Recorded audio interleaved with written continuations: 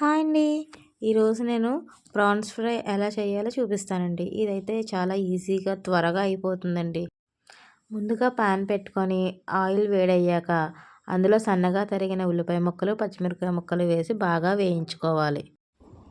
ఈ ఉల్లిపాయ ముక్కలను బ్రౌన్ కలర్లోకి వచ్చేదాకా వేయించుకొని అందులో ముందుగానే మ్యారినేట్ చేసుకున్న పచ్చిరొయ్యలు వేసి వేయించుకోవాలి. ఆ పచ్చిరొయ్యల్లో ముందుగానే అల్లం వెల్లుల్లి పేస్ట్, ఉప్పు, కారం, పసుపు, గరం మసాలా, కొద్దిగా నిమ్మకాయ వేసి నేను పక్కన పెట్టుకున్నానండి. అలా కలిపి పెట్టుకున్న మిశ్రమాన్ని అందులో వేసి అది బాగా కలుపుకొని పచ్చిరొయ్యలో ఉన్న వాటర్ అంతా ఎగిరిపోయేంత వరకు అది ఫ్రై చేసుకోవాలండి.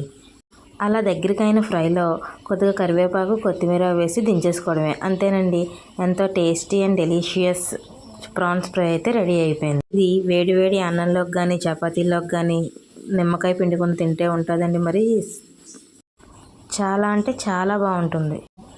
అలాగే మరి మీలో ఎంతమందికి సీ ఫుడ్ అంటే ఇష్టమో కామెంట్ చేసేయండి. మరి అలాగే మన ఛానల్ని ఫాలో అవ్వండి. Please follow and subscribe. Thank you.